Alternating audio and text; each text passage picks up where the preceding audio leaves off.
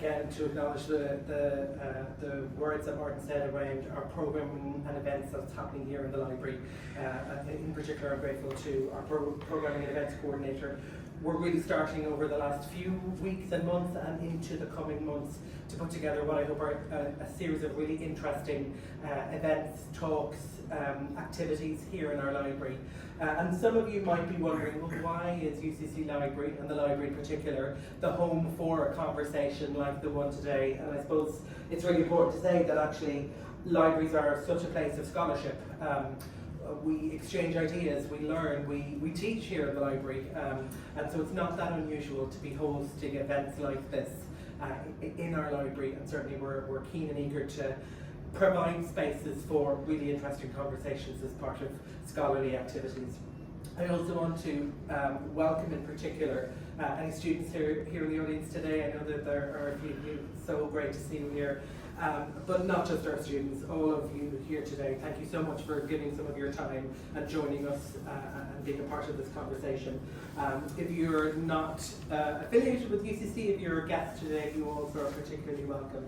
We're very excited to have you here today. But I suppose to go back to this idea again of the library being a place where we will have this conversation, as some of you will know, today's conversation is based on a book by our good friend and colleague here, Michael. So of course it would be fitting that we have a conversation about a book in a library. And I want to wish you congratulations on the publication of your book, Michael. And I hope that you have a really great conversation here today. You've got an amazing panel of speakers that I know Daniel will introduce in just a second. Again, I'm grateful for your time today. A really interesting set of perspectives right across the arts community, and I think it will make for a really vibrant and interesting conversation. I want to acknowledge and thank the work of the Hope Collective in particular. I know that this is our third event that we've been in collaboration together, and hopefully many more to come as well. Again, thank you for your time and your energy today. The goal of today is to spark a conversation, to introduce new ideas, and so I really encourage you in the audience to take part in this conversation.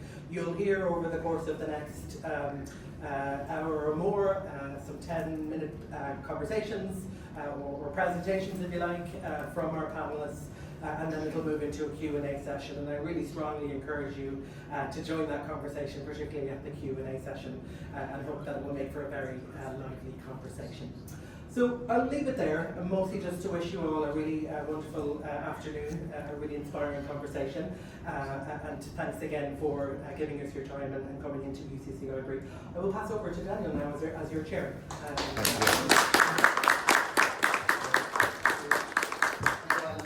Thank you all for coming. So look, as Alan said, we're here to celebrate the book, Pop Music Management from Michael Murphy, who I've gotten to know over the last number of months. I mean, again, as Alan said, it's really about sparking conversation. So it's a riff. We have no idea what each of us is going to say. We kind of hope it'll be a nice conversation at the end, or maybe it's not. Who knows? When we were at the punk one last night, where every now and then the lads were talking about every night trying to get into fights and so forth like that. I assume that's not going to happen today. We'll see. So our first speaker is actually going to be, I suppose, the star of the show is Michael. So Michael actually, I think, straddles three worlds: arts, business, and academia. You know, he has had senior roles in both academia, in business, obviously, and the kind of combining point there is the arts. So, welcome along. Thanks very much.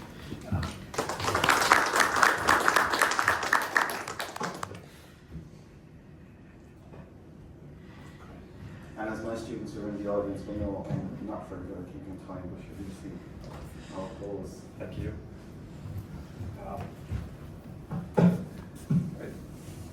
Thanks to everyone. I'm really happy to be in a library because it's kind of my happy place. I'm not so happy that all of you are in a library listening to me because I'm very introverted. So libraries really are my go-to place. They always have been. I'm a chronic introvert. I suffer from anxiety. So the idea of me writing a book makes sense, but having to talk about it doesn't. So thank you.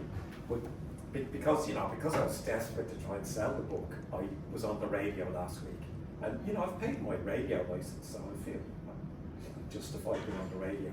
But the woman who was interviewing me said, after a brief conversation, I got about 11 minutes, she said, "Oh, you're kind of the Forrest Gump of rock." And I thought, did I come on here to be insulted? But I then went away and I thought about it, and it made sense. I thought, well, if you want me to be that, that's who I'll be. So today I did some slides to explain why I am the Forrest Gump of rock. Let's see if these.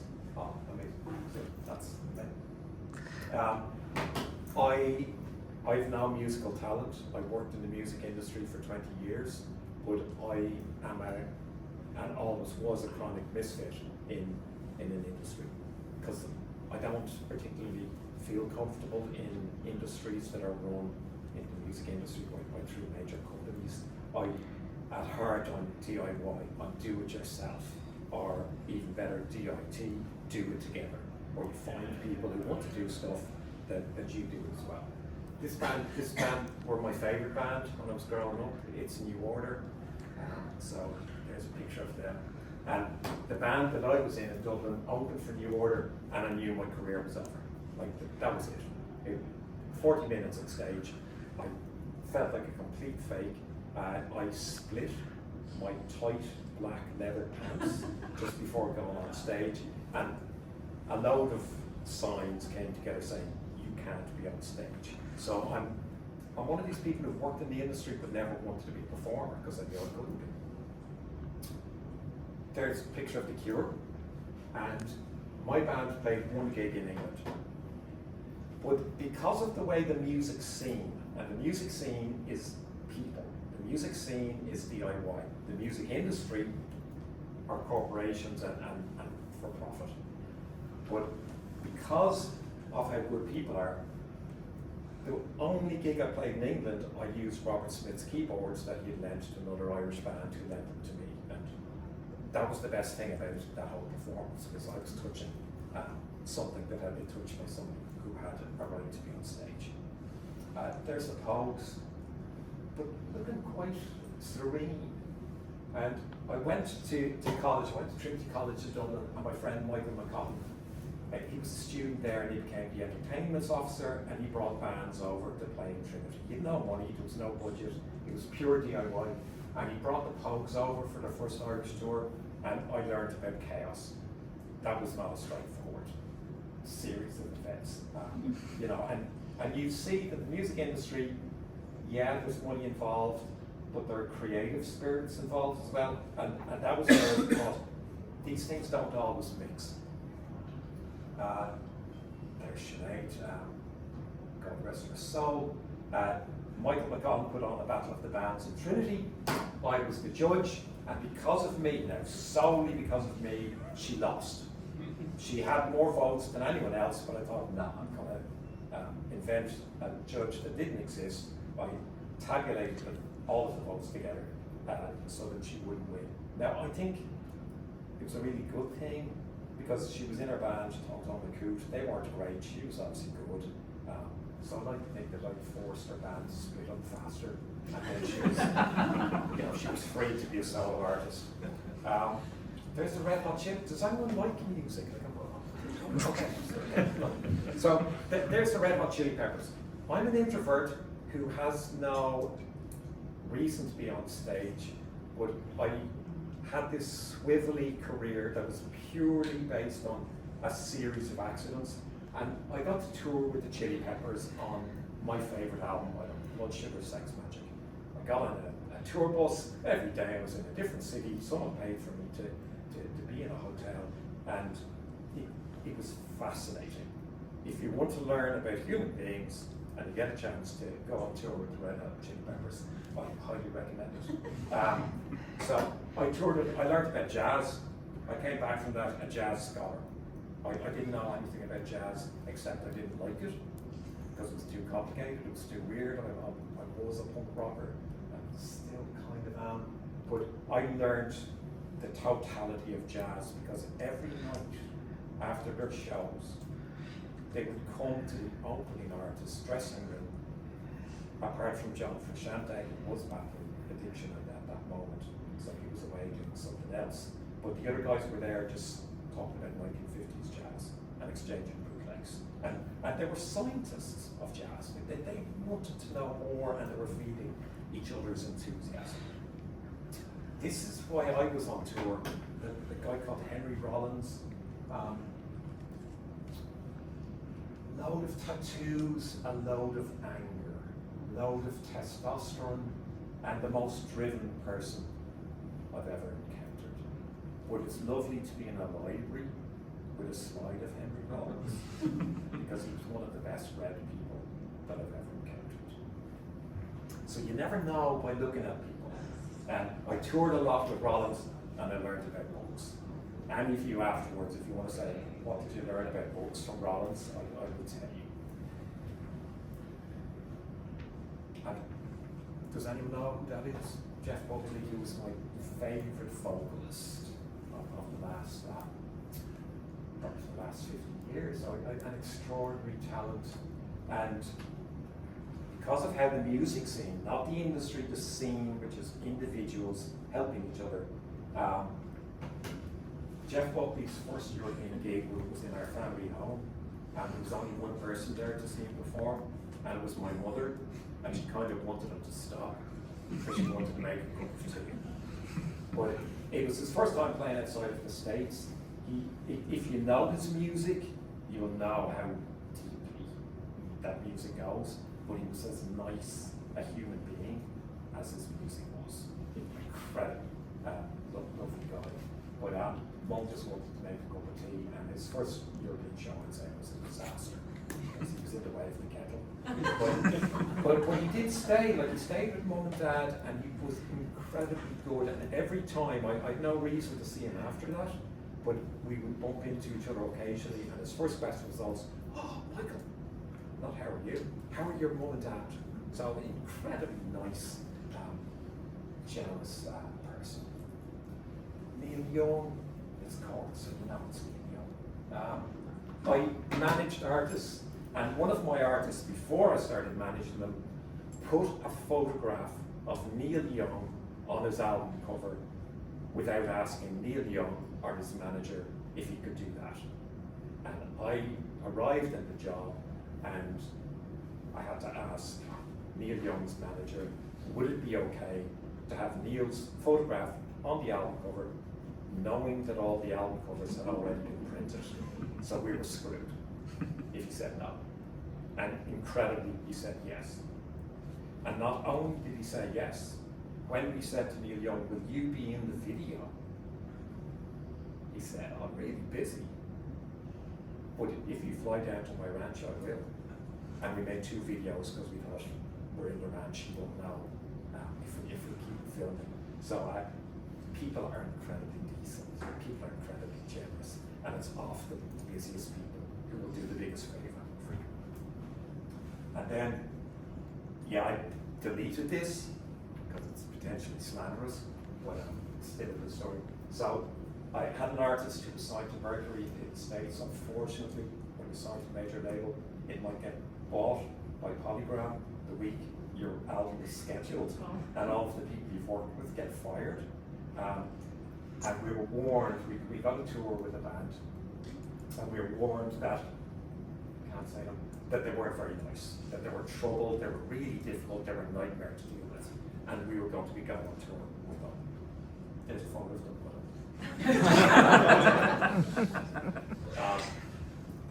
If you know them, you know who that is. If you don't, it's the Cardigans, and they had a number 1 in the States, and the record label hated them. And they couldn't have been nicer to us. That's more 10 minutes. But I'll give you an extra 30 seconds. They couldn't have been nicer, so take people as you find them. And finally, second last, I'll put this in, you know there's a Clash fan here, Joe Strummer, Joe Strummer, he petted my dog. That's all I knew. I loved the Clash. And he was being interviewed by my wife, and our dog Seamus was jumping up, because the interview was done in the house, and the dog was, Seamus went, oh, there's people out there, can I not be with them? And Joe Strummer said, can you not let the dog out? I was like, no, no, because he'd run around. And Joe Strummer said, I'll watch him. And for the entire interview, 45 minutes, Joe Strummer just held Seamus and petted him. So you don't know what people are like until you meet them. And finally, almost finally, Christine Aguilera. True story. It was 10 o'clock on Saturday morning. She knocked at our door. Didn't see her because she's so short.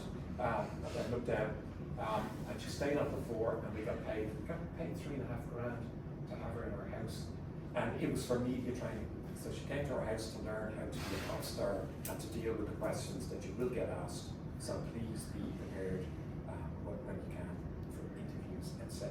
And she, I don't know what you've heard about her. She was the nicest, sweetest 16-year-old you could hope to meet. Incredibly gentle and nice and open. And then finally, it's Cork, so it's David Bowie on slide. That's, he's 53, he's looking great, despite what my mother said when she saw him looking like that, and she said, oh, he's a bit shook looking. A mean person. So there's Bowie, who became my research assistant, and also then gave me a load of money. And here's how that happened. I was managing a singer who sang on a Bowie record, and he decided to go on tour.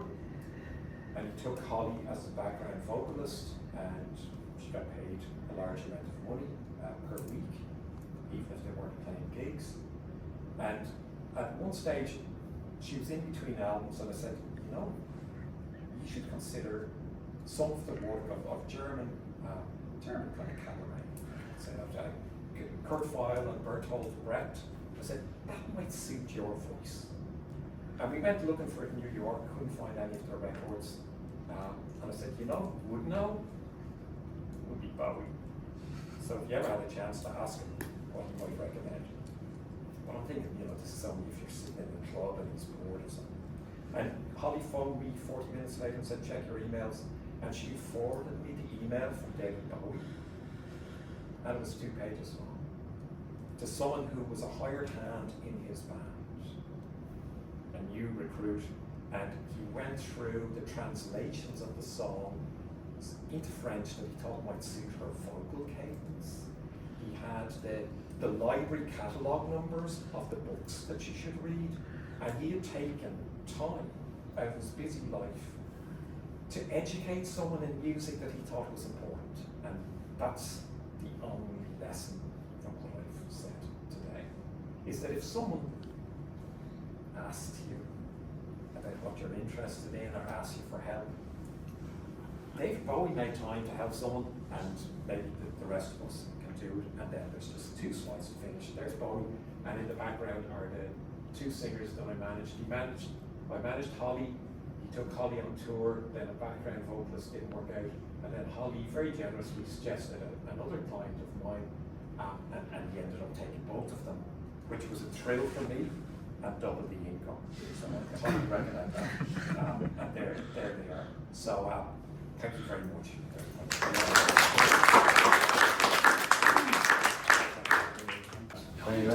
That version of Bowie was Ellie Mae's mom's favourite version of David Bowie, and used to go weak at the knees when that version of David Bowie came on. As regards to Joe Strummer, he was a friend for life. There you go. The Clash, London Calling.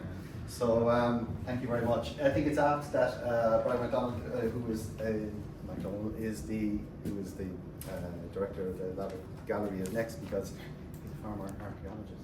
And I think what we've just came across here was the archaeology of kind of music from Michael. So he's a former archaeologist, and he is now the director of the Lavick Gallery, and also very well known in the Cork visual arts circuit.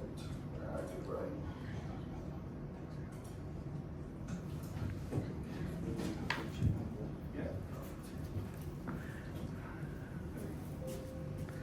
Okay, so thanks for having me, Martin, and everybody else. I'm going to focus today on my role in the Lavick Gallery. Martin kindly identified me as an artist in my name tag, but it's not enough time to cover all of that. But the Lavick Gallery is an unusual organisation in the Cork visual arts landscape, indeed the national arts landscape, so I'll allude to that a fair bit in talk. So where are we? We're on Wansford Quay in Cork City. We share a building with Backwater Artists Group and Cork Printmakers. Both of those organisations were responsible for this building being acquired by Cork City Council in the late 90s and converted to artistic use. So we're a short-term tenant of the ground floor gallery, and they're long-term tenants of the upper stories and the rest of the complex on Wansford Quay. So we have a big traditional-looking gallery, white cube space. Not traditional in that it's a former malting, so there's low ceiling, historic building fabric, pillars, etc. But it's a beautiful space, a very popular space in the city. Originally in the late 90s, it would have been occupied by the Fenton Gallery, who were the first gallery to run it, and they were a private commercial gallery, and that will come up a fair bit in my talk. We also have a stock room at the back, and we have very unique vault spaces. There's two of these next to each other, and they were used to burn a kind of smokeless coal in the early 1800s to send hot air up through the floorboards where they rate malt across the floor, and that is what they were. They have been used for all kinds of art displays and installations over the years. After Fenton Gallery closed down their premises in 2010, CIT Wansford Quay, who are now NTU, Crawford College of Art and Design, they took it over as a gallery space, and of course now they have the gallery in Grant Parade and the James Barry Exhibition Centre, but that was their gallery space for a while, and they used this wall space as well for installations. And that's just another example of what I'm using it for at the moment. We program it independently of the main gallery space so that we can do non-commercial installation type art events and displays. I'll say a bit more about that in a minute.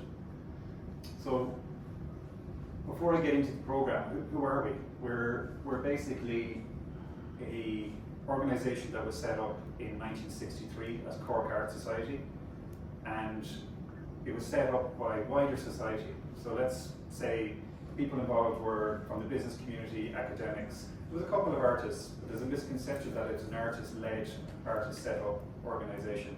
It was really a collective effort by Cork Society to create an organisation that would support living artists. At the time in the 60s, people went to see art in the Crawford Gallery, and it would be dead artists. It would be people that painted landscapes 100 years ago or so. So there was not a lot of opportunities for living artists who were kind of treated with suspicion. They were up in their attics painting away, and they were making new weird art. They weren't making the old traditional art. So that's why the organisation was set up, was to provide a platform for those artists to be seen and potentially for their artwork to be bought and for those artists to make a living. That was the origins of the organisation. So after a while, well, very quickly actually, the first exhibition was on the railings of what's now the District Court, I think, across from City Hall. And within a year or two, they were offered premises on Lavit Quay. And then they decided to call the gallery Lavit Gallery, and that's how the name stuck. They were there until 1996, and then over on Father Matthew Street off South Mall until 2018, and then they moved into where we are now. So that's why Cork Art Society appears here in the Student of the Year. That was established in 1967, where a student from the Crawford College of Art and Design get this honour of being Student of the Year, have an exhibition, and get a cash prize. So that's one of our annual exhibitions. So I just wanted to fly through how we operate the gallery and what the program is structured like. So we have annual exhibitions like the Student of the Year, the Annual Members Exhibition. That's another important thing to remember. When it was set up, it was intended that members would pay an annual fee, and then that money would be used to fund the operations of the organisation, such as putting on exhibitions. And that continues to this day. It's not just for artists, it's open to anybody. And it has skewed a little bit towards artists, and that's why there's an exhibition as a thank you. We host our neighbours, Cork Printmakers and Backwater, every second year, so there's one of them in place every year. And we have a summer exhibition, a winter exhibition, and then there's another new exhibition I started called New Irish Art, which is kind of aimed at getting a selection of artists from around the country.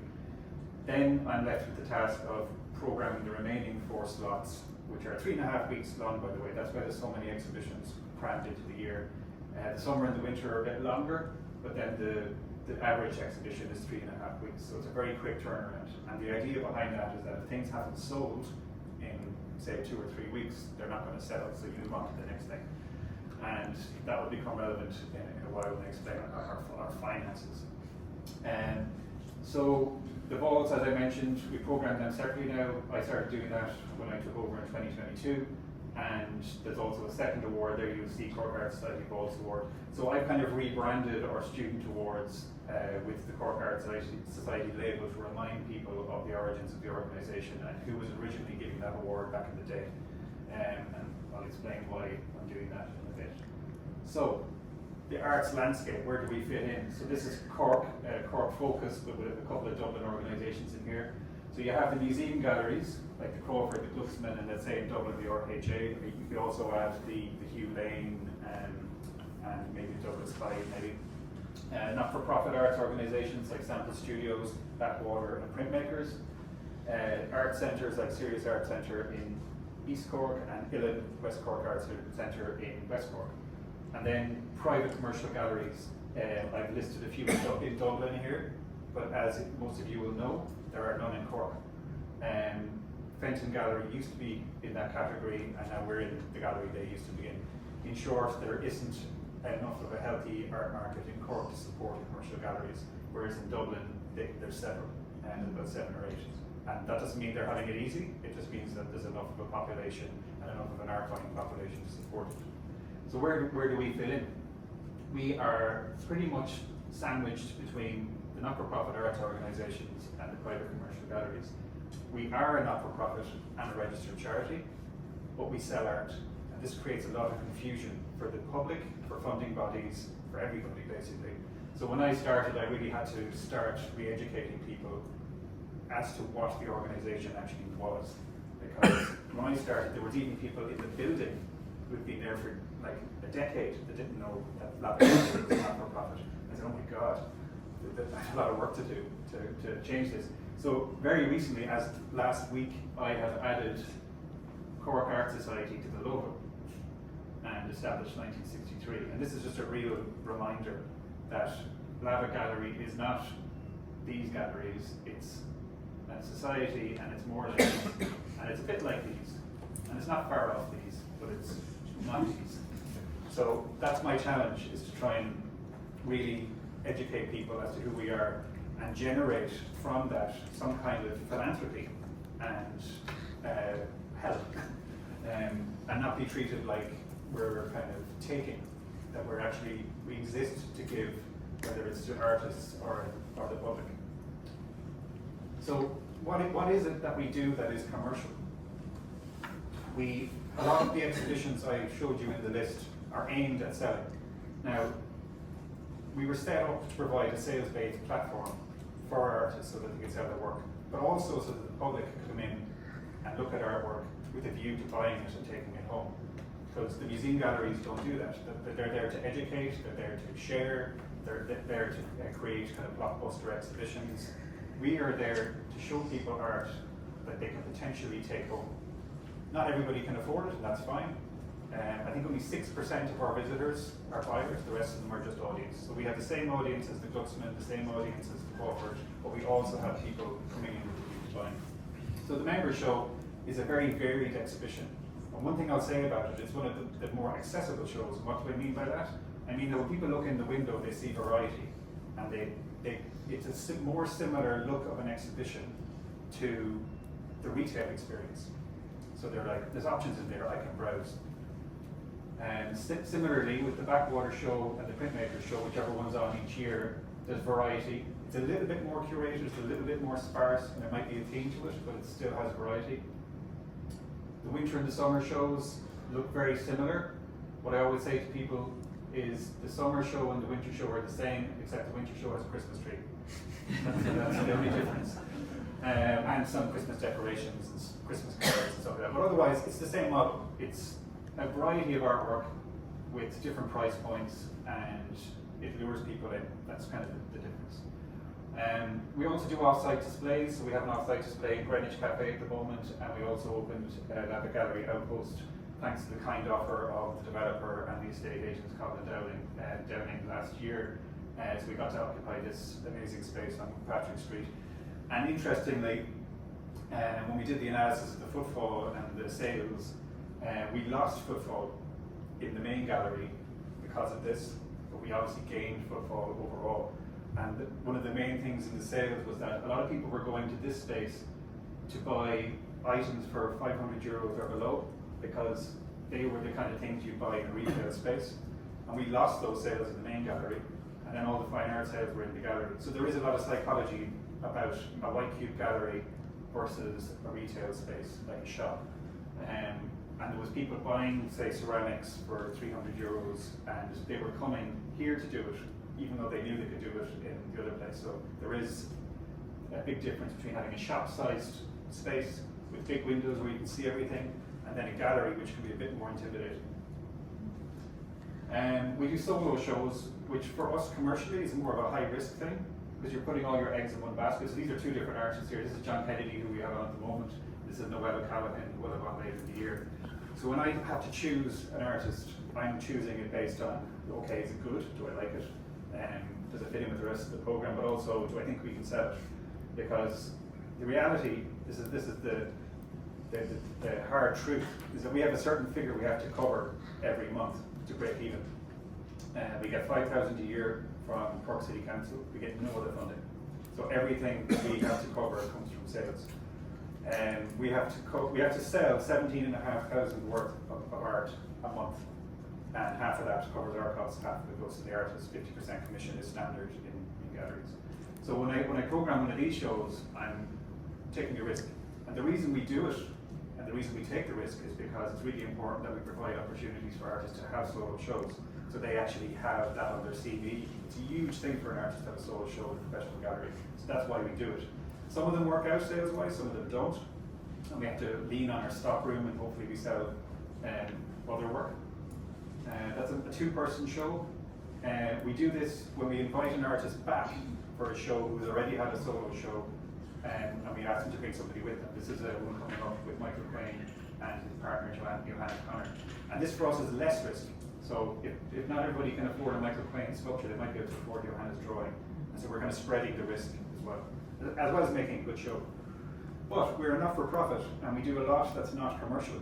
And this is something I'm constantly trying to get recognised and to be supported by funding bodies.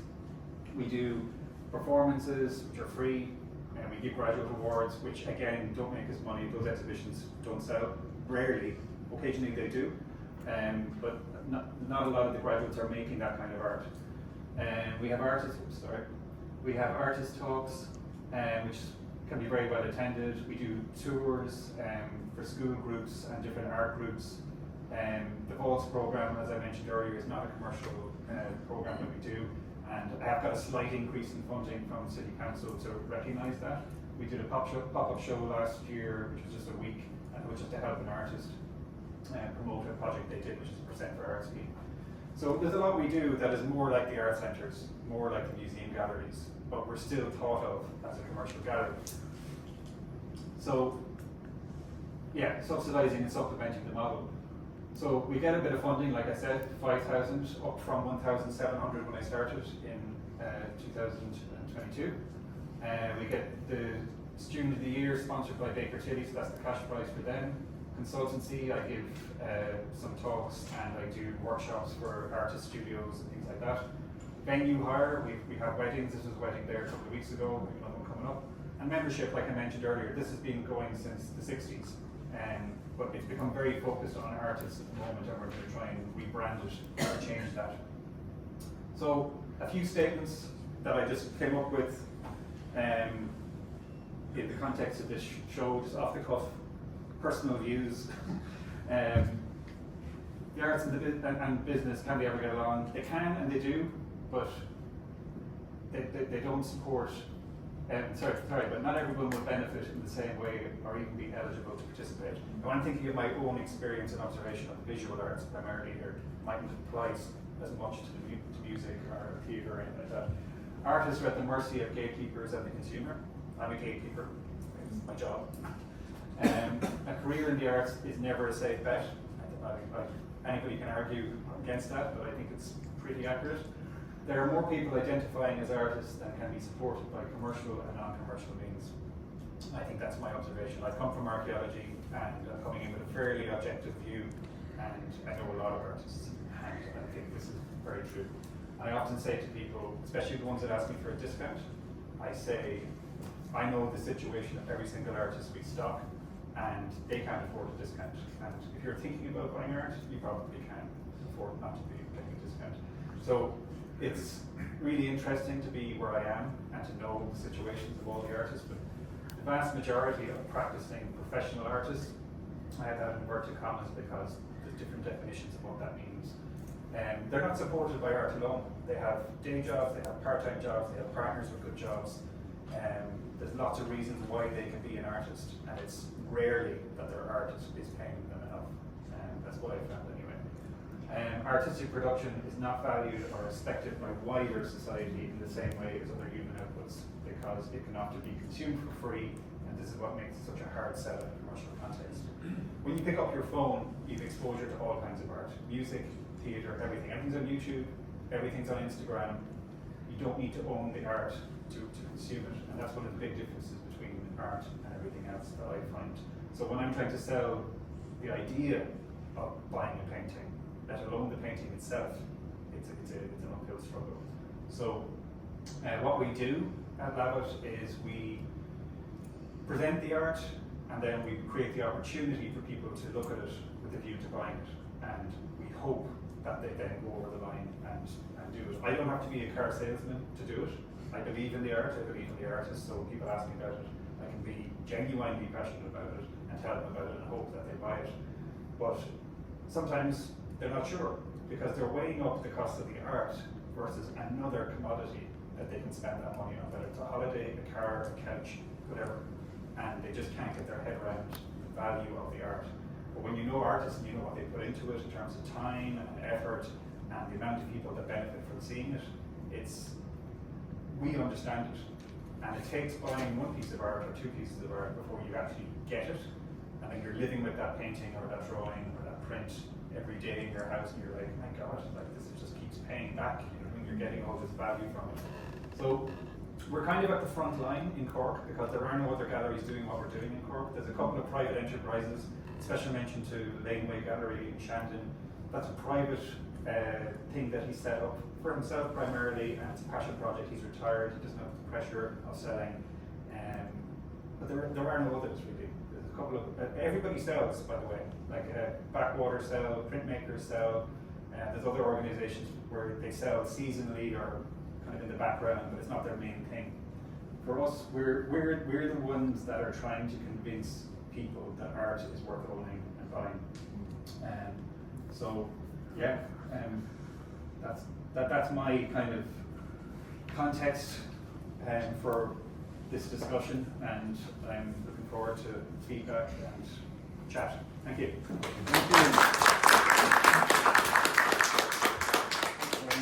Also straddling kind of academia and business in the arts. She is teaches fashion design and selling on College of Further Education, and has got a wonderful title of being a creative strategist. What? Creative strategist, which is cool. Come there, yeah. There you go. Well, you are now. Congratulations. Yeah, You've been promoted, but there's no money. I'll take that on board. But there's no extra money with it. That's the way it goes. Thank you. I have my notes because I get distracted sometimes, and so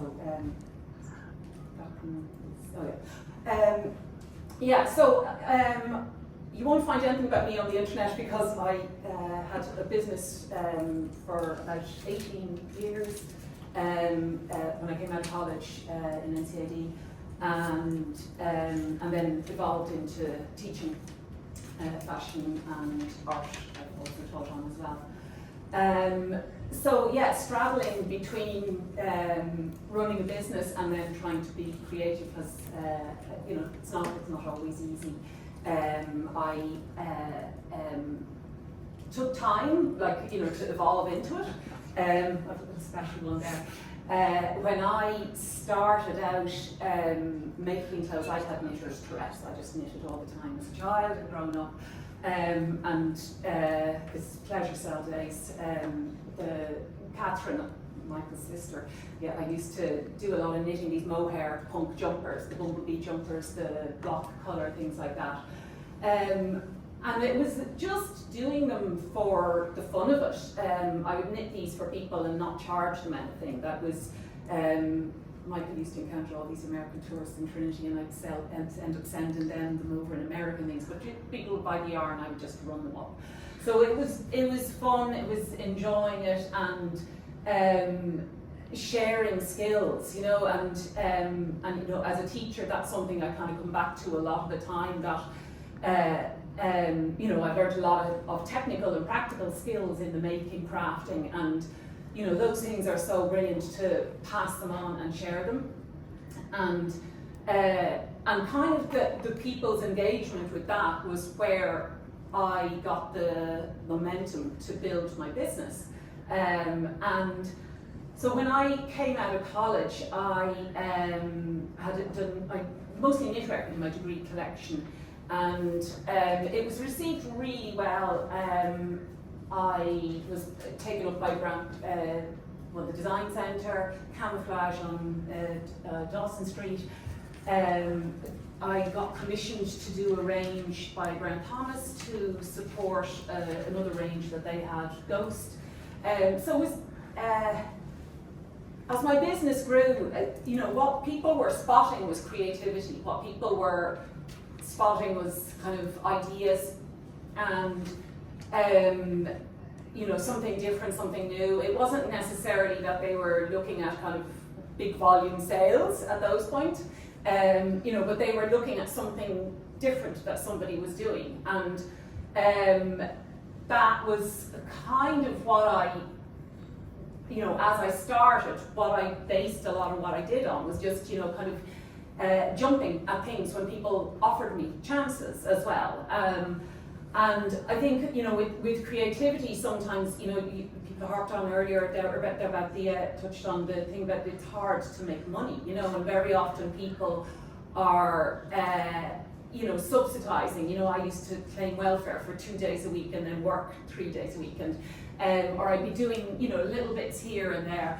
And, you know, I was very driven in what I was doing, but I also needed to, or enjoyed, the opportunities that came to me as well to do different things, you know, that I wasn't locked into just one thing only of making the clothes.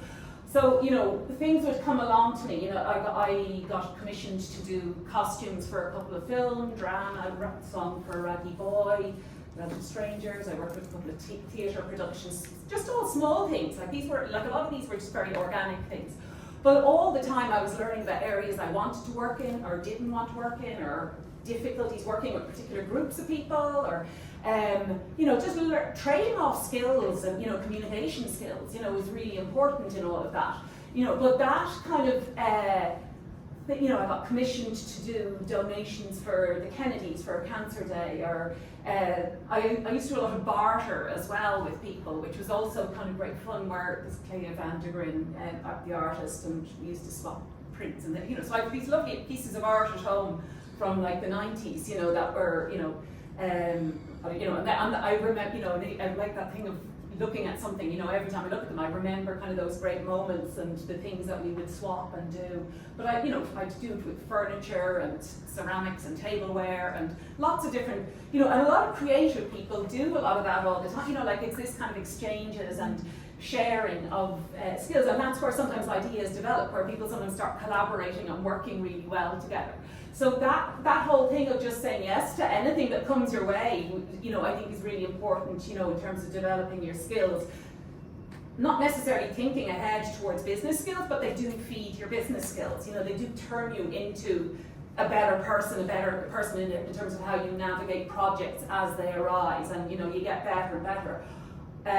You know, as I ran my business at the beginning, I was very scatty. You know, I was hopping around. I'm a bit ADHD-er, and I'm jumping around, and I, you know, I go down these wormholes. You know, like the craft. You know, and you know, when you're talking about research and things like that, that's what those wormholes that I would go down in researching Irish traditional crafts or knitwear or textiles, and you know, going into the National Library and learning about all of that stuff, and all of that stuff was feeding my kind of the things that I was doing.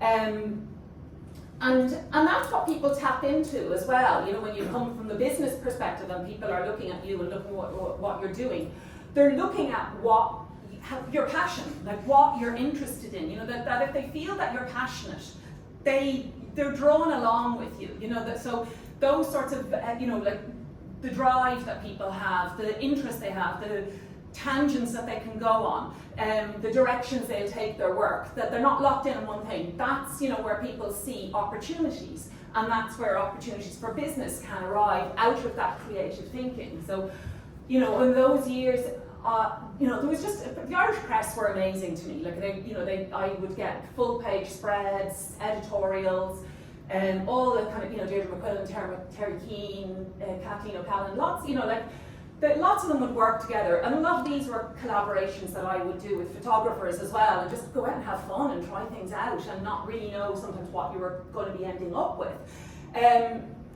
But you know, so the collaborative side was there. But I think, you know, kind of that was what the press were jumping at, you know, was the kind of creativity, the interest, you know. I was a small business. I wasn't a big business running, you know, kind of turning over with a big turnover, but I was building it up slowly. And as I did build that up as well, you know, what I suppose my understanding kind of when I look back on it was that, you know, when I talk about the research and the craft and the textiles, what I was tapping into in what I was doing was kind of a sense of history and culture and tradition. And all of those things were from the research that I used to do, and from the practical things that I used to do even as a child, and learning how to make things.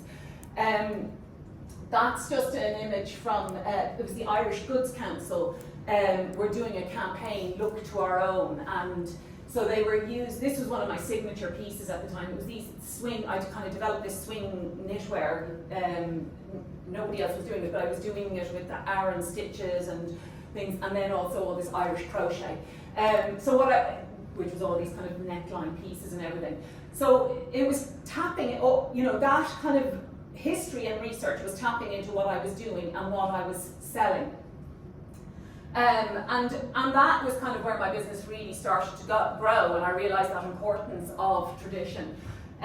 You know, so I was featured in the Telegraph and the European and the Financial Times in America, and you know, so I got these different publications because, you know, all because of this kind of tradition, and you can see it from those shots. I mean, these were things that the stylists from those publications took and styled those shots. They weren't ones that I styled. Obviously, it's my garments, but they were tapping into that Irish traditional, but with the design feel, you know, with the kind of a more high-end upmarket thing. Sometimes things would be taken and not styled the way I wanted them. But, you know, this is, you know, you see that often like that. Well, that was Draper's Record. I loved that one. But then sometimes you get newspaper publications and they take the slips off underneath and that was really neat. But again, it was publicity and it was great, and you know, I appreciated every single bit of that because it did feed my business. You know, but like that, I had contacts with some, you know, sometimes the girls in work, you know, the shops would ring me and say, you know, they mentioned some musicians or stars or people that would buy my work, and you know, and I felt like, you know, like if it was Henry Rollins, I'd been excited, but if it was Lindsay Buckingham, I wouldn't care less, you know. And it was that, you know, so there was that. I still had that passion about what I was making, and the business wasn't always the main goal, you know, that wasn't always that. But what was tricky was finding the balance, you know,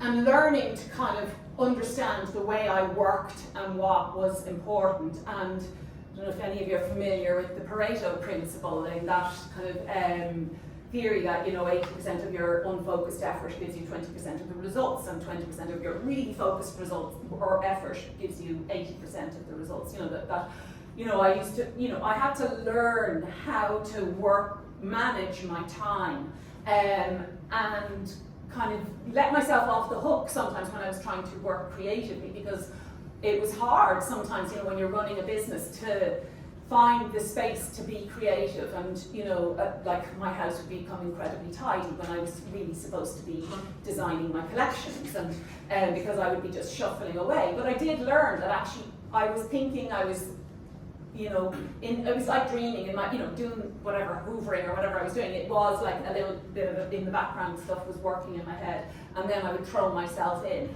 But I did have to train myself to learn that, to schedule in my work calendars over a year, giving myself 2 weeks to hoover the house before I had to do my designing. And, just so as you learn, as a creative person, sometimes it's not always easy being a bit focused on business. So you kind of have to train yourself and teach yourself. I did get better at that over the years, but I did feel that sometimes, sometimes it's like you have to put, like those kinetic balls that, grow and shrink. Sometimes you have to grow into something and then you shrink back from it, or move into different spaces and come back. So, those kind of things about being kind of aware of yourself as you're working.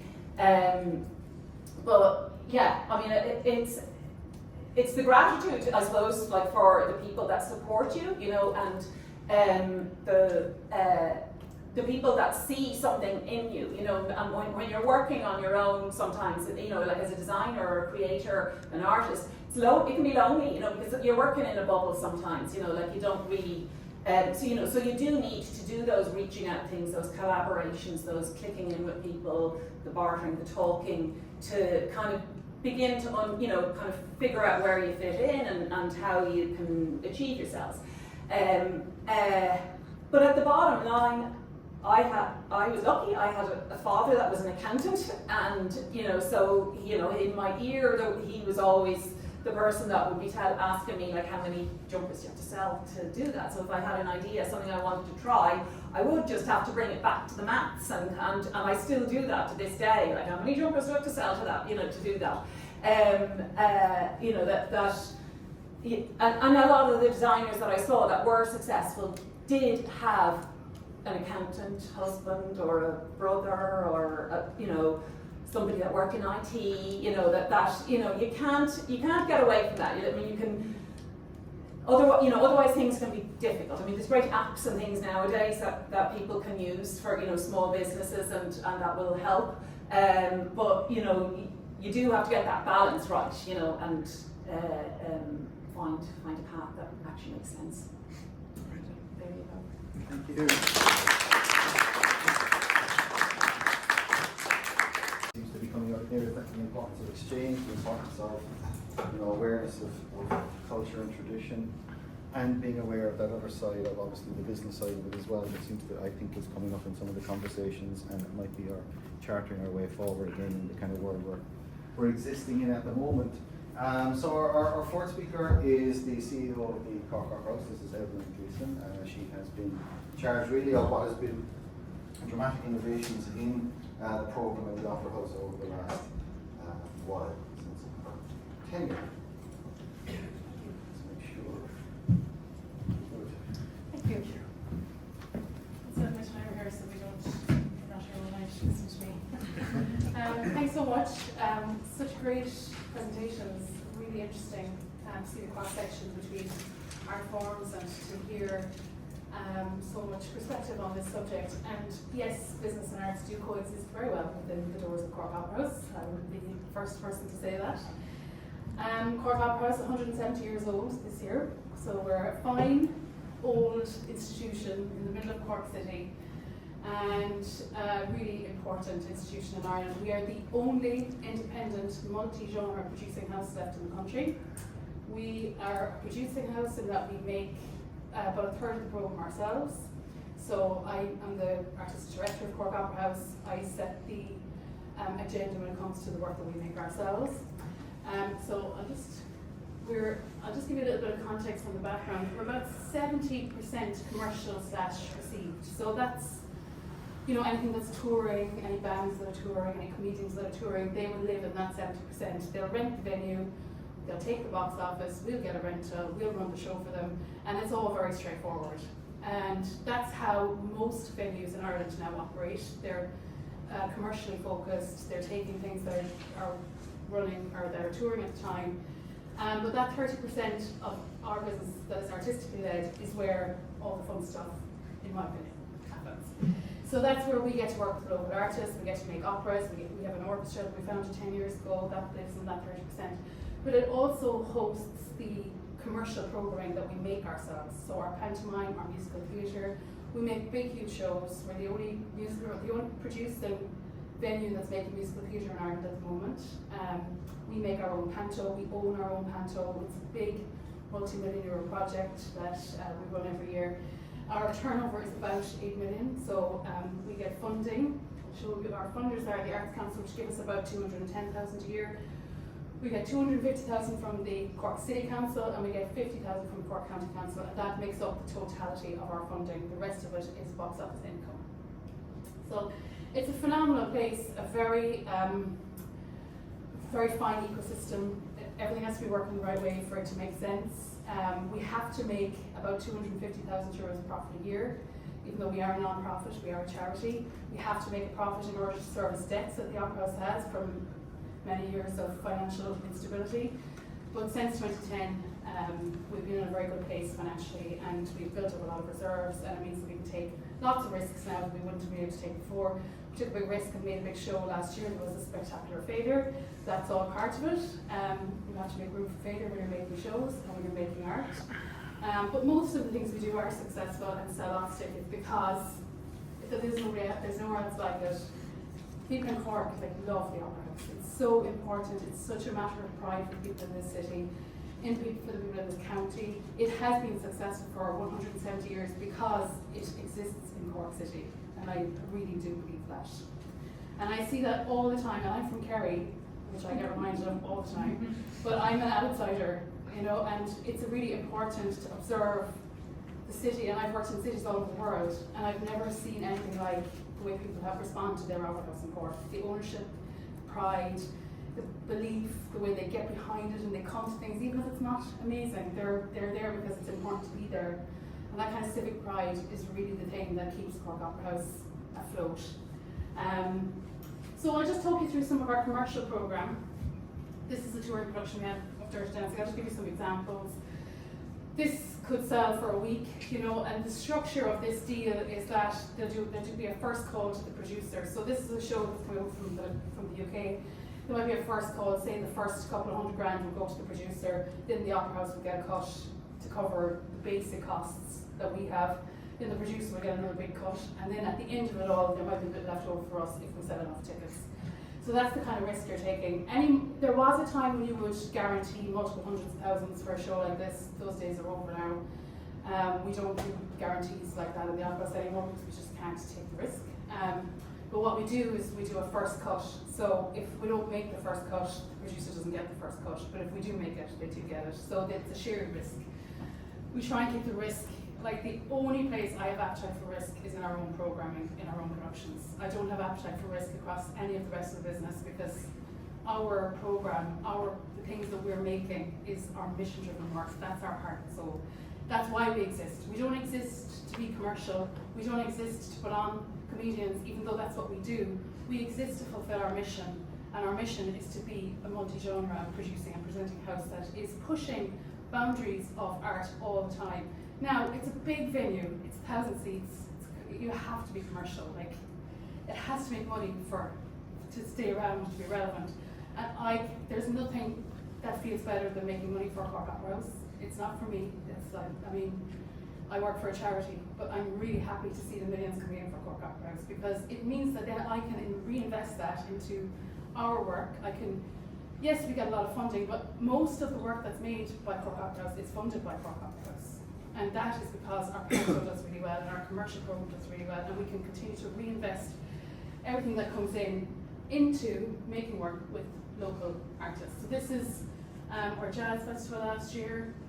The jazz festival every year is there's two kind of centre points in our financial year. It would be the jazz festival and our Christmas show. The jazz is like we do something like 10 events over the weekend. There's two big shows. I would take out all the seats.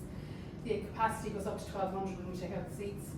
And we just have a massive, massive party. And it's like the kind of clientele you see coming in for the jazz, you don't see them for the rest of the year. They're just there to have a great time, and we're here for it too, because we do really believe we have to be something for everyone. So we throw open the doors, we have a big party. We have things like Giovanni Pernice, the Strictly dancer, his show is touring, he comes to us, he'll rent the venue, we'll sell the tickets, all that kind of stuff. And then you come to our commercial program, which has our in-house productions. So this is our panto. Our panto runs for 70 shows, so that's like just under 70,000 people. We're selling it out for the last 2 years, so we're making it's really delivering for us commercially. And I'm really proud of that, because we Opera House, Cork keeps that money in Cork and reinvests that money in Cork, And there's no other venue really doing it to that extent in Ireland. Yes, the big Dublin venues have pantos, they're all owned by Live Nation. And it's just a different model, there's nobody benefiting here only Cork Opera House, which is a really important thing. We also then, within the 30%, we have an artistic program. So we get funded by the Arts Council, as I said. We get about 210,000 a year. Our artistic program is basically that funding and how we invest that funding. So 10 years ago, we established the Cork Opera House Concert Orchestra. There they are on the stage, our third conductor. That's the viewpoint from the Fly Gallery. And the orchestra has really been the backbone of our artistic program. Every year now we have a proms. Our Cork proms is coming up in the Easter time, which is a big festival of orchestral music. We produce opera in the Opera House with the orchestra and with leading opera singers from all over the world, actually. Other things that might be in our artistic program are like we do we have resident artists, so we have 4 resident opera singers in our midst every year. We have a theatre artist in residence, so we use our funding. The funding literally comes from the Arts Council bank account and goes straight out of the Opera House bank account into artists' bank account, which is the thing that makes me happy. None of it goes on paying my salary. None of it goes on keeping the doors of the Opera House open. It all is spent on artists, and I think that's really important. And the commercial success of Cork Opera House allows us to keep our funding for artists. So that's why I live very much in the two worlds. I'm very happy to live in the two worlds. I love being an artistic director, but it's not more important to me than being commercially successful. I think a lot of artistic directors would struggle with that. I don't. It seems to work well for me. There's some of our resident opera singers there on our stage recently. These are our proms this year. So we tend to do a musical theatre prom, which is the Epic Icons of Musical Theatre. We do a classical prom, and then we do a pop prom. Last year our pop prom was called Heyday, and it was a big retrospective of Irish music with the orchestra, and it was amazing. One of the best nights I've ever had in the Opera House. This year we're going with iconic songs by Queen, Prince, Elton John, Madonna, Kylie Minogue, Michael Jackson, and George Michael, and when we were curating the programme we couldn't not put Bowie in, so we put Bowie in. So it's just a really fun job. Like, there's a lot of responsibility in the job from a commercial point of view. We have a big staff, we have 25 full-time staff.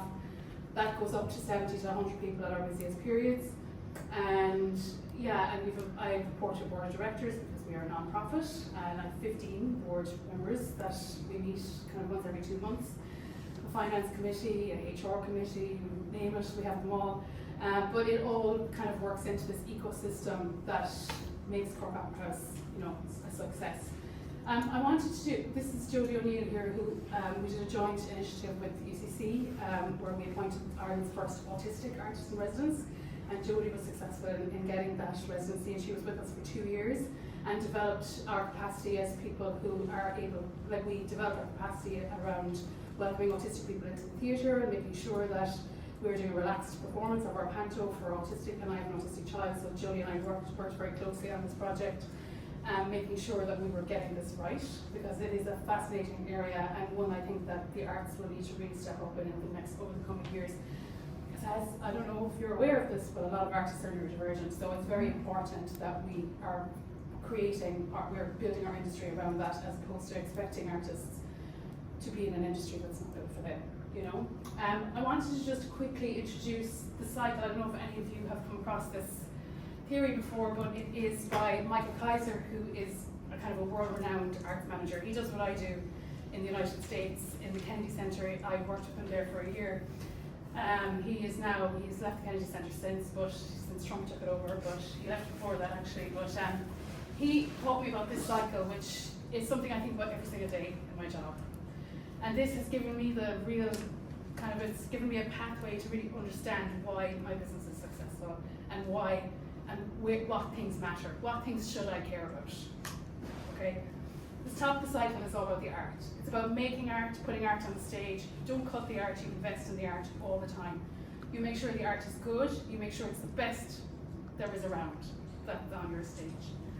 You then market that art really well, aggressively. So you market it programmatically, which is it's on at 7 o'clock on Tuesday night in an opera house. And then you market it alongside that, you market your institution. So you're constantly finding ways to talk about the institution, talk about your organisation. You're making sure that if you're marketing your art really well, really aggressively, talking about the institution, talking about the programme itself, you're building a family. And if you do the art really well and the marketing really well, the family starts developing. And over time, the family gets bigger and they get more excited by the art, and we keep marketing it to bigger groups, and we grow our family, and our family keeps growing and keeps becoming a really healthy cohort of stakeholders, audiences, artists, people who care. And that's not just audiences and funders, that's anybody who cares about your organisations and your family. Out of your family then comes revenue. So you're building your ticket income, you're building your funders, you're building your donors, you're building your stakeholders, you're building your sponsors, all of that stuff translates into revenue, which you then invest back into the art again. And when this cycle is working and humming and doing what it's supposed to be doing, your organisation is going to be successful. If any part of this cycle is broken or not operating correctly, then you're potentially in trouble. And I think about this all the time, and I use it all the time, and anytime I have a big decision to make about anything to do with the opera house, this comes into my head. I think it really works well for individual artists as well. If you think about your art, think about how you want to make work, and you spoke a bit about the idea of, selling and how many jumpers do I need to sell. That's all part of this. You really want to make the art, and that's really where the investment needs to happen. But the things that happen around that are so important to the success of the art. So that's a useful tool that I use. I wanted to share it, and yeah, it's lovely to hear everybody's presentation, and thanks for your time. Thank you. So we'll make you an honorary Cork woman, I suppose. Eventually, yeah. I mean, you have another few years to go yet, but you'll get there. And we just need another one now to look after our football team, and we'll be fine. So our next speaker is Daniel Blackshields. I met him for the first time last night. He gave a fantastic talk. He is a DIY music producer. He is a founder of the Hope Collective in Dublin, driven the music scene in Dublin, the underground, I suppose, music scene in Dublin for a period of time, and had some really, really great stories last night, and some that he kind of just hinted at, they couldn't tell. Alright, so thank you very much. If you don't mind, Yes, I I'll can do get that. Michael's slide Alright, yeah. and a picture of Joe Strummer. Oh. I don't have slides, so I do apologise, but I had this thought that if I do slides and it's a talk, I'll just be talking what's on the slides, but of course they came with all the pictures and visuals, which I didn't even think about doing, so that's good enough. That's enough. I kind of feel like I'm a non-league footballer playing in the Premier League today, so I feel a little bit of a bit what's after not going before us, but that's okay. Joe Strummer said anyone can be in a band, so anyone can make a presentation. Yes, absolutely. But having said that, I started my first band a long time ago, but in the context of today's talk, I was thinking about what is business, and I actually looked it up on the internet and told me it was it could be commercial, but it's not always commercial. It's a profession, so there could be non-profit, but it's a profession that keeps going. And so with that context, that's kind of what I'm doing for the talk here. So I started a band 1980, whatever it was, 83. A couple of friends of mine. That ethos of anyone can be in a band, so anyone can do anything that they choose to do. Of course, there's a reality and there's a real world goes on as well. But if you set your mind out to be in a band, but we had two friends of mine. One of them had a guitar, so I was like, well, sure, I'll play bass and go and buy a bass. But we had to go and buy a bass. So you're presented with economics straight away. So there's the reality of the situation where there's a business transaction going on before you even do anything. Then the band have to rehearse. So we rehearsed for a while in our houses until our parents had enough of it. We found it somewhere in town. So we then had to get a gig. So it's the same thing, you know, you need to play, but of course you have to pay for a venue, so there's the whole economics of, there's the business aspect of that. So we want to play in the band, and we said, yeah, smash the system. Like, we were very inspired by the Clash, bands like Crass, like punk bands going out with a message in their songs. And we're like, yeah, that's it. But of course, we wanted to play a gig, so we had to find somewhere, and we had to go to a venue that some other band used, and they said, oh yeah, no problem, yeah. Whatever it was like £40. We're like, oh yeah, of course. You pay for these things, you know. So we had to charge him, so it was a business transaction. And to be honest, I played that gig and went, I don't really like this. I don't like this whole, I'm asking somebody for money to see something that I'm doing. You know, why, you know, and you tell me how much you want to pay in rather than I charge you whatever it was, £2. Like, but it was just that kind of concept didn't hold good with me. Probably going back to the whole, like, the Crass records that I was buying, was saying pay no more than 45p or whatever it was. So whenever we kind of played gigs, we tried to make them benefit gigs as much as possible, so that, like, at least there was a justification for asking somebody for their hard-earned money. And this is like back, whatever it was, like the 1980s, so there was less disposable income that people were, certainly, that people were willing to spend on entertainment. So, and it was easier then for me. I felt more comfortable with that. And then, so when I was putting on gigs, I wasn't trying to say, oh, yeah, I know you've worked hard, and I know, like, you don't have that much money, so can you give me some of it? It was like, oh yeah, there's a benefit gig on, you're giving your money to a good organisation. But I always had it as a hobby, so it was easy. It was easy then. I didn't have to, and I never wanted to concern myself with trying to make a living out of. And I would view it as art, but you know, a living out of that music or be involved in the music business. So I went, this is a hobby. Finance doesn't dictate it in any way, and I was able to remove myself from the finance. So then I was putting on gigs, and you know, Hope Promotions became the Hope Collective.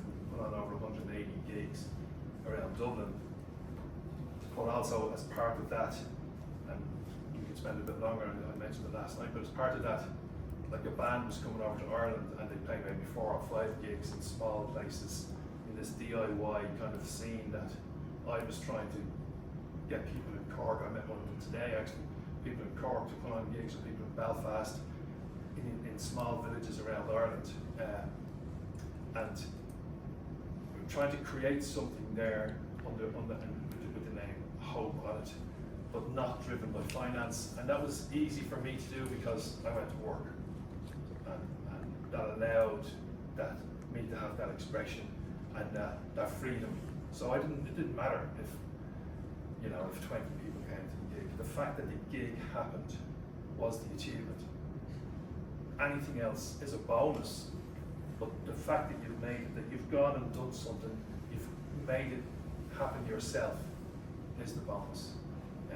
So Hope got a lot of bands over to Ireland, and it's easy looking back now. Like, there was bands that some of you might have heard of. Fugazi was a big one. Chumbawambas with a band, Bikini Kill. The band Terribly was their first gig we put on. So just that was kind of whatever. We can use them as milestones when we want to talk about stuff, but really it doesn't matter that it was them. There was 180 altogether. But also we got people in places like New Ross and Arklow. These bands came to their whatever villages and towns, and people in there had something positive, you know, a couple of times a year, and that is a really positive aspect of what Hope was doing, and there was no business aspect to it. However, there were people that have to pay in, and there was the yeah. So I'm after distracting it there, but that was the thing. There was no business function. However, there was people paying into it. So we weren't saying we've nothing to do with business. We were trying to make things happen, trying to give people something to do. One thing that was mentioned last night was that there's no real venue for young people. There's no space, or there's a feeling that there's no space. There could well be, but there's a feeling that there's no space for young people in bands.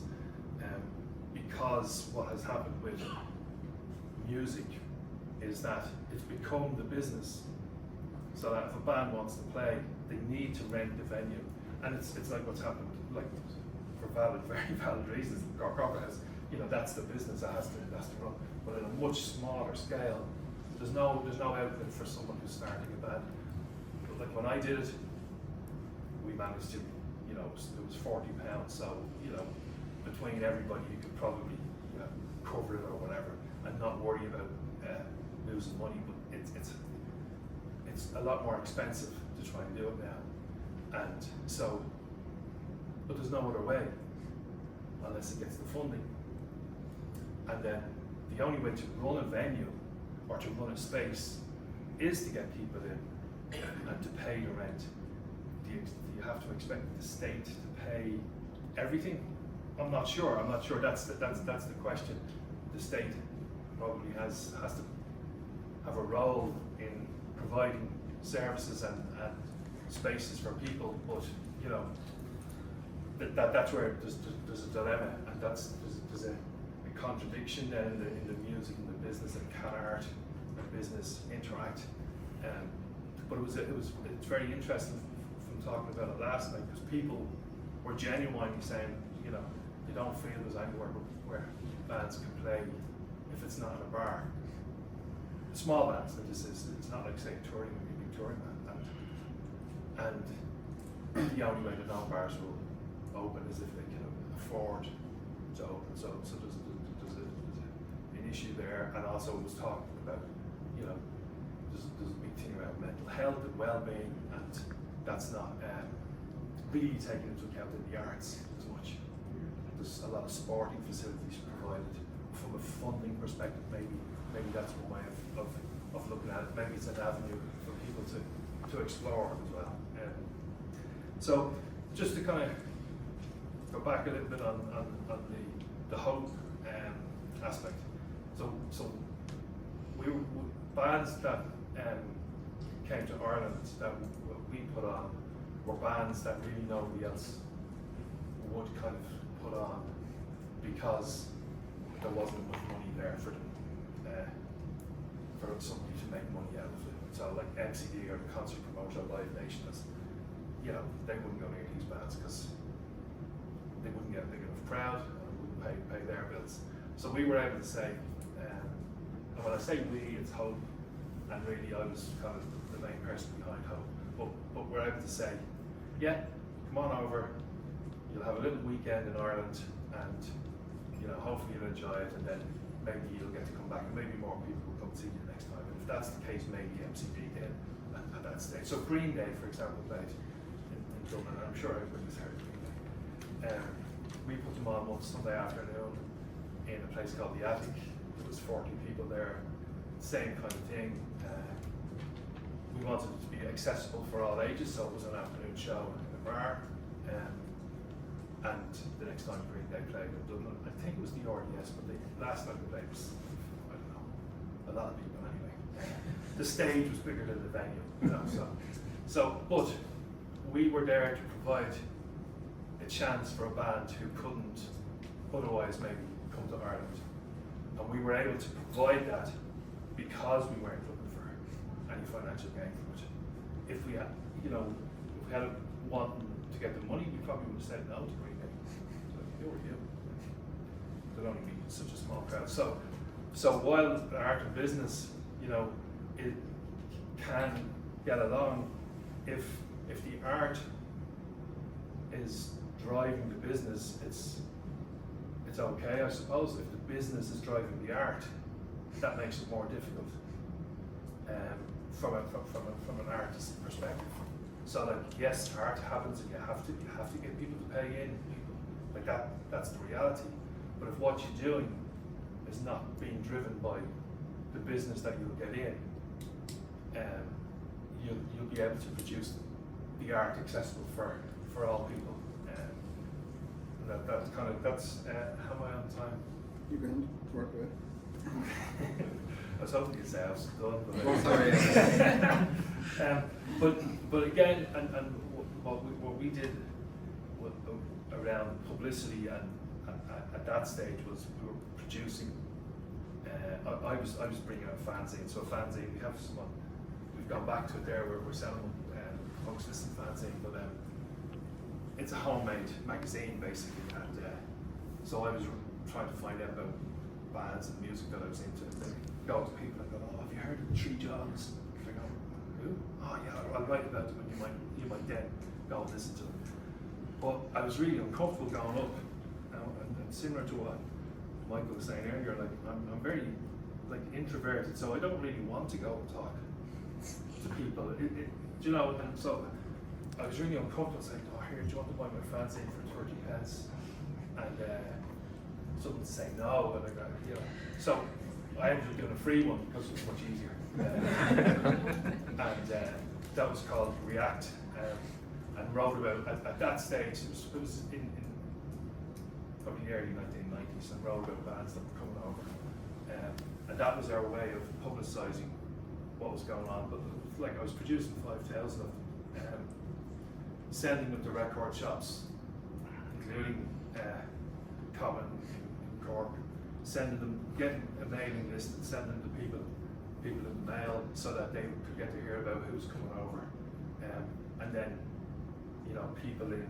And I remember we put a gig on for a band called Fugazi in the SFX in Dublin, which is a huge venue, and people coming up from New Ross, who I'd been writing to, saying, "Oh yeah, we'd love to do something like this down in New Ross." And yeah, okay, we've got a band, there's a band coming in a few weeks, it wouldn't have been a few weeks because it's full of time, but there's a band coming. And that all started just from writing that free sheet. So that's how they get to hear about things, and they get more and more interested. So I suppose it's just that, make it happen. And to a certain extent then there's other things that will happen from that. Like myself and Michael are now doing a series of I'm not sure how long I'll go on for, but we've done a few books as benefit books. And it was a few years ago we were having a conversation going, what can we do about the awful situation in Syria at the time?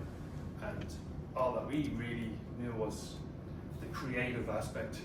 So sure, let's ask people about their people that we like, people whose records are in our collection. This was people in Ireland, and asked them about their favourite records, and we put it together, did that as a book, and we've done 3 others since then. But we have a lot of people who've written in those books that we don't know, but that we reached out to, and got similar to what you were saying earlier. People are genuinely nice. So if you start reaching out, don't have it in your mind that this isn't going to happen, or these are going to say no.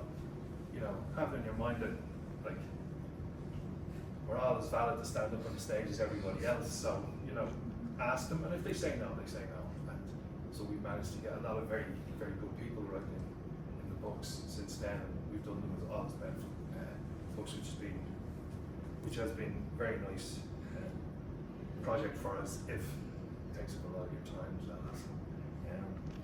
I think that's really kind of it. It was just more to say that don't let business define the art. That if you can, art can define the business, and they certainly are. Thank you. And my dog was called Strummer, so. He was a fish out of water. Given the panel, wait till you get to me. I've been a complete fish out of water. With a complete imposter syndrome in terms of the panel that we had just had. And as each one of the speakers were speaking, I was thinking further, going, oh my God, what am I doing here? So I'm coming at this as an outsider entirely. As somebody basically institutionalized here now for 30 years at this stage. When I was thinking about this, I tend to do, I suppose, I am an enthusiast of the arts. Because I had a fear of these back in the 80s, I never went to actually going on stage. In the end, did a whole lot of practicing with a band, but never got any further. But I was thinking of a song actually from Funkadelic, very famous, iconic funk rock psychedelic band in the 70s. You might have also known other versions of them like Parliament and Parliament Funkadelic. And they have a song about 1974 or so called Standing on the Verge of Getting It On. Which is going to embarrass my daughter sitting down there, of course, now in a second. But I think arts and business is interesting when people talk about that idea of how we can actually shape the conversation with arts and business. And I actually think in the world we are in today and have been, careering through over the last, since the turn of the century in particular, that it is vital that we have those conversations, that we are kind of, and you can get it from the way that some people were talking there, we're on the verge of getting it on. We don't always quite make it, and how can we kind of maybe nudge people together a little bit more? When Michael, myself and Martin were talking about this and how we were going to frame it, we framed it, here he is, he comes up again. We framed it as loving the alien. And I had a number of reasons for that. One, which has been successfully achieved, because Michael has explained his Bowie story. He had been kind of teasing online that he was going to tell me the Bowie story at some stage, and now he has, so I've gotten that. So I kind of prompted that by suggesting Loving the Alien should be the title of the talk. The other thing is that it's a complete bastardization of what Bowie was talking about in this song. But when I was thinking about the idea of the alien and coming to philosophy, the idea of the other and otherness, and the idea that, is a very important concept in phenomenology in particular, in the idea that encounters with the other helps us to shape our own sense of identity. Right? And the idea of the distinctiveness between us, that's not just at an individual level, but also at a collective level in terms of the political and social level. And how we encounter the other in terms of what it tells us about us. And then in psychology there is a theory called, and I think it's come up here quite a lot, it's called position exchange theory. And position exchange theory, talks about what's most important thing for human development is, number one, obviously that you are embedded in your particular cultures, in your particular socio-cultural sphere, but also that you move across cultures.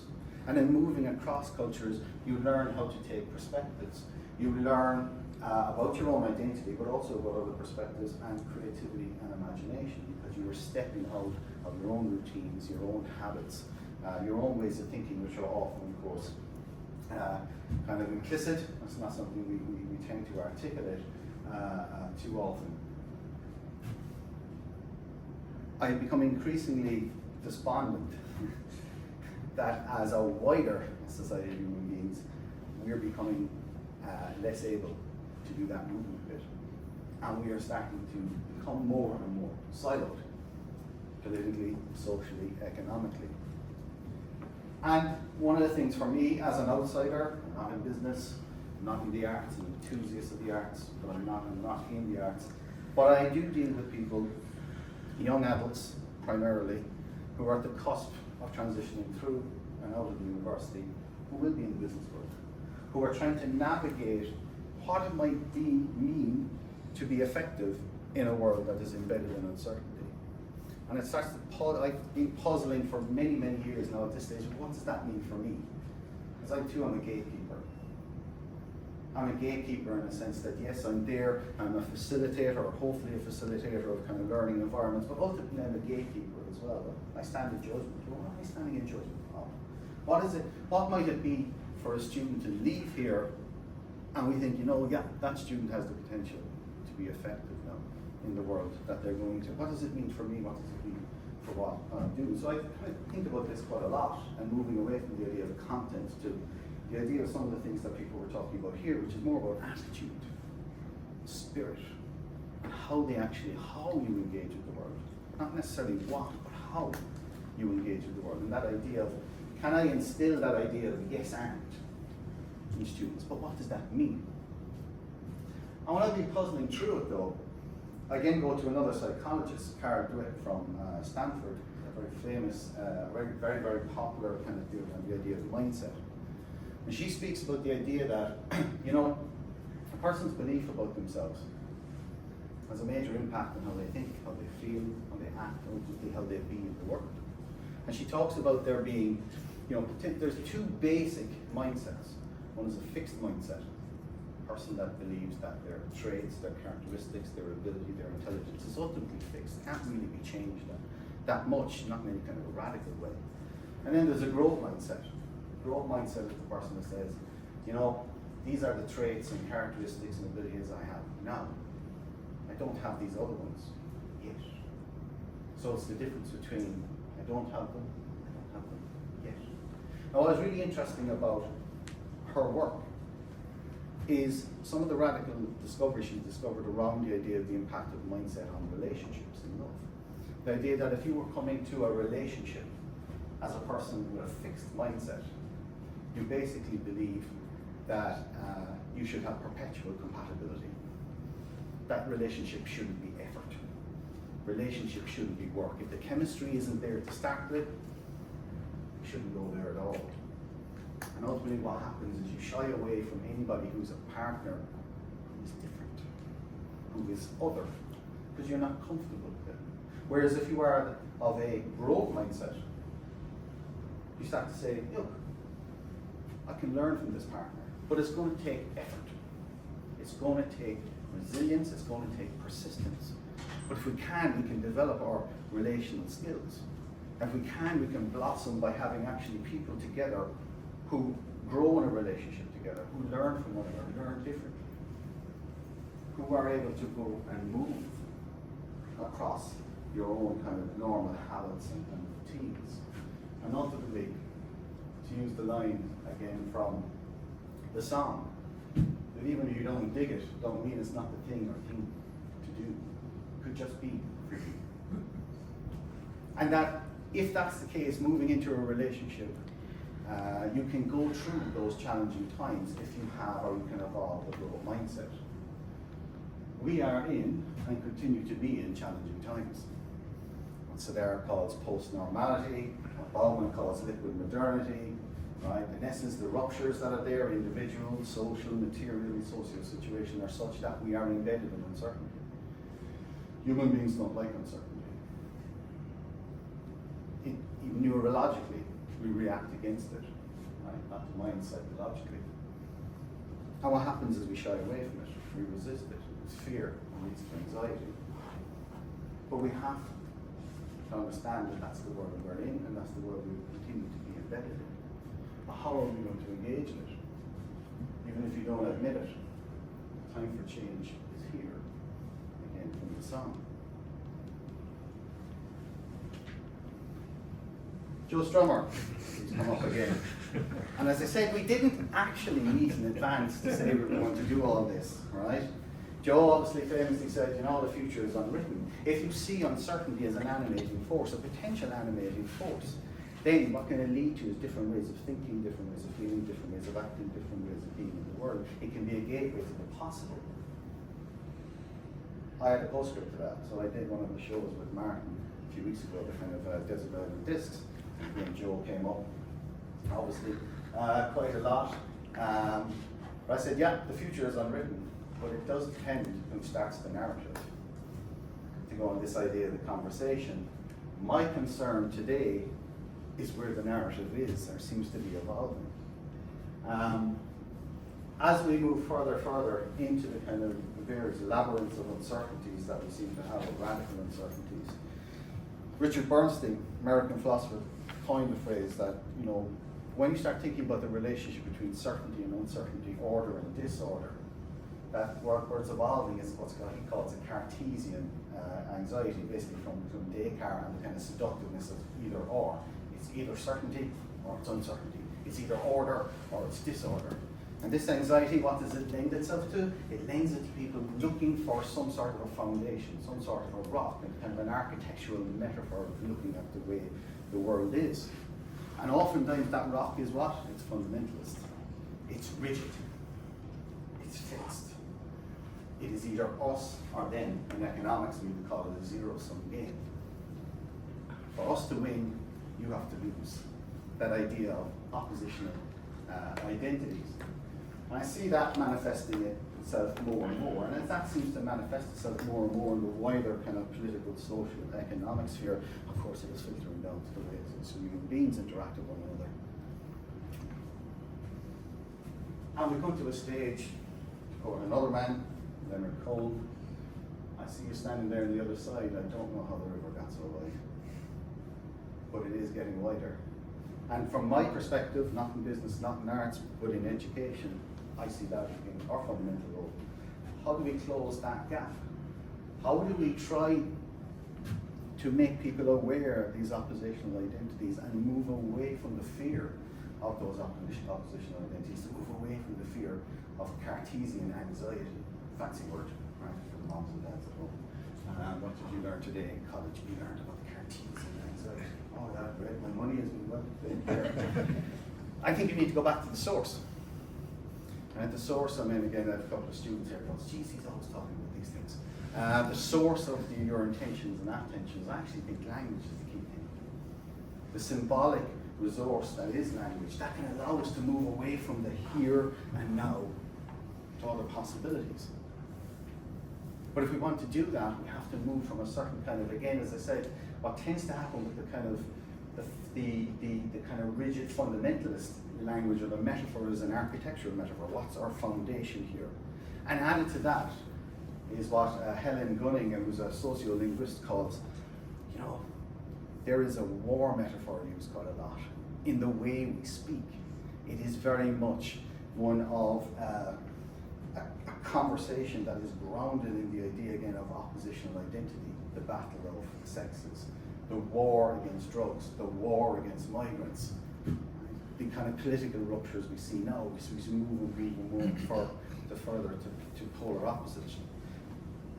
So the metaphors we're actually using, how we shape the way we actually think, we shape the way we talk, and thus shape the way we act, I think, are starting to lend themselves to lesser possibilities for spaces like this, where things like different cultures, the art, the culture of the arts, the culture of various cultures within the arts, and business and politics and education and all that, actually moving further and further apart.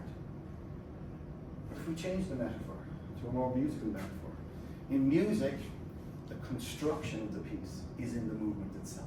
It evolves. Again, it's that idea of yes and. Start from what you say, and now let's add to that, let's see what happens. I mean, people are talking about here again, say yes, yes, yes, see what happens, engaging in these exchanges. And for me, it's about moving to that metaphor of, or moving to a much more constructive way of conversing, which lends itself more to a creative space. To be, like Simon Garfunkel's thing, old friends sat in their park bench like bookends. What is it about the old friends sat in their park bench like bookends? It is a conversation that is born in a relationship grounded in trust.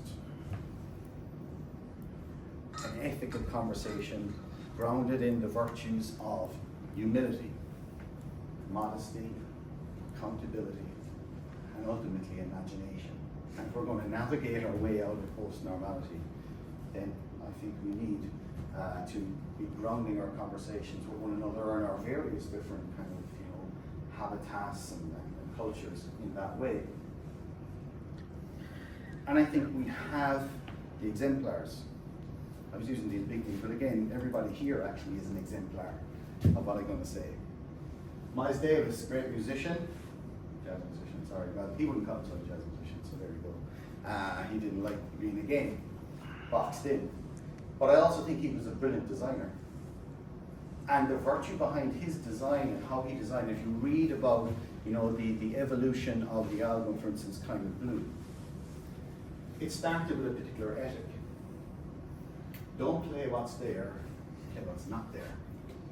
And from that evolved certain kind of organizational characteristics that he evolved throughout his life. And again, you can see it if you ever read it. There's a book called Blue Moment, which is about the development of this album, which again is one of the key albums. I say to my students actually, well, I'll say to them next year. You know, in 2009, Kind of Blue was identified by the US Congress by 409 votes to 0 as being a cultural artifact of America. Now, how you can get Congress to actually agree on anything over there, but they did on that. They recognized that. And what was interesting about him is that it was essence about what has now been coined by a guy called Frank Barth called provocative competence. I know you have the competence, now I'm going to provoke you and see where that goes. But then he would create a structure around it or a form of certainty, but keep it to a minimum to allow maximum autonomy, allow those creative spaces to kind of develop. And he had ultimately an aesthetic of imperfection. If you're not making mistakes, you're not playing. That really, you know, that's what's going to happen in the creative space, but he allowed that to happen and evolve over time. For me, and it's something that I have used and I tried to use in the construction of my own spaces, but it is becoming increasingly difficult as we, and again, the principle behind this is perfectly correct, require much more kind of accountability for what we do as educators. But the problem is when that accountability and rules and regulations and policies and procedures becomes a petrified forest. And then all of a sudden, you're not allowing for those creative moments. You're not allowing for those creative moments. What's happening? Our students aren't getting any kind of experience of the type of uncertainty that they are going to experience when they leave the university. But I think we do have spaces, and again, my kind of big area would be in music more than anything else. But I think the recording studio is a wonderful microcosm of life, because there are two aspects to a recording studio. There are the predetermined elements, the kind of resources or whatever that you have selected for whatever it is you're going to do, the technicians, the sound people, and then there are the to be determined elements, because it's those to be determined elements and how you navigate those. That's what leads to the sweet spot of whatever it is your creative output is likely to be. And again, if you look at something like Kind of Blue, if you go and have a look at those films, of the Let It Be films, the Beatles in operation, look at George Martin creates a structure. The Apple Studios creates a structure once they move out of Twickenham Studios. And then the uncertainty evolves, and out of that comes a fairly good album. You see it in 1+1, if you've ever seen the Jean Godard film on the evolution of Sympathy for the Devil by the Stones, where again, Keith Richards is adamant, you never bring a finalized product into the studio. You let it play. So you create a little structure and then you let it bounce around from there and you say yes. And I think you see it in U2 and the work that Brian Eno did with them with the evolution of Achtung Baby, essentially to rip apart everything that U2 had been, the silo that they were in, that they recognized themselves that they were in the 80s. And they had to go away and dream it all up again. And they allowed Eno create through things like the obliquity cards and obliquity strategies, a structure, but within that structure to allow them to play, to find what I think were some of their really interesting albums in the 90s. Psychologists call it structured uncertainty, actually building uncertainty into your structure, which is something business is not very good at, because it doesn't like uncertainty. And we play around with it. We have workshops on creativity, arts-based education, but really it's only play for a while, for a short run. It gives to a burst of kind of enthusiasm and so forth, but then gradually rules, regulations, norms, etc. play back in. We have to ground it in the culture. It can't be an aside. Likewise, in an institution like this, it cannot be an aside. Creativity is hard. I'm, as an outsider saying this, which I really shouldn't, people that are here, it's hard, it takes